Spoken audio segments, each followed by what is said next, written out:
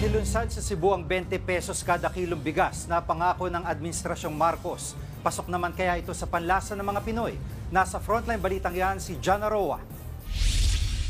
Maaga pa lang, mahaba na ang pila sa Kapitolyo ng Cebu. Ang kanilang pakay, makabili ng mas murang bigas. Inilunsad na kasi sa lugar ang 20 pesos kada kilong bigas na pangako ng administrasyon ni Pangulong Bongbong Marcos. Isa si Nanay Luisa sa mga nakabili ng bigas. Sinamahan namin siya sa kanilang bahay at agad nilang niluto ang nabiling bigas.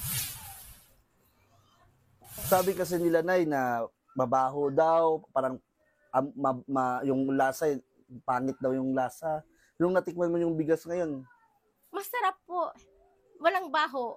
Mabango. Mainam. Mainam. At saka para sa akin, para sa pamilya ko, maganda po ito para sa aming mahihirap. Simula ngayong araw, makakabili na ng 20 pesos kada kilong bigas sa mga Kadiwa stores at Sugbo Merkado Barato sa Cebu. Prioridad na mapagbintahan ang mga may kapansanan, senior citizen, benepisyaryo ng 4Ps at solo parents. Kailangan lang nilang magpakita ng valid ID saka sila bibigyan ng QR code ng LGU. Limitado lang sa 10 kilong bigas kada linggo ang pwedeng bilhin kada benepisyaryo. Mismong si Agriculture Secretary Tio Laurel Jr. ang nanguna sa programa ng paglulunsad sa 20 pesos na bigas. Pagtitiyak ng DA, hindi maaapektuhan ang mga rice retailer dahil dito.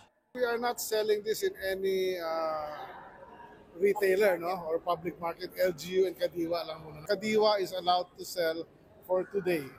But bukas hanggang May 12, hindi kami pwede magbenta pati LGU.